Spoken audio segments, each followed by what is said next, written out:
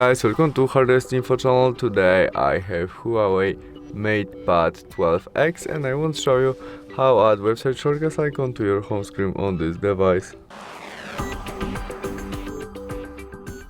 We start off opening our website application. In it we find our web which we want to add to your home screen as shortcut icon. Where we are on it, we press 3 dots on the right corner and there we tap on our add to home screen as shortcut icon, add to and home screen. In this part you can custom name of your shortcut icon, you can delete something, delete all and write something new what you need and press add to confirm it and press it again. And that's all, we have our shortcut icon on our home screen right now. Thanks for watching, bye.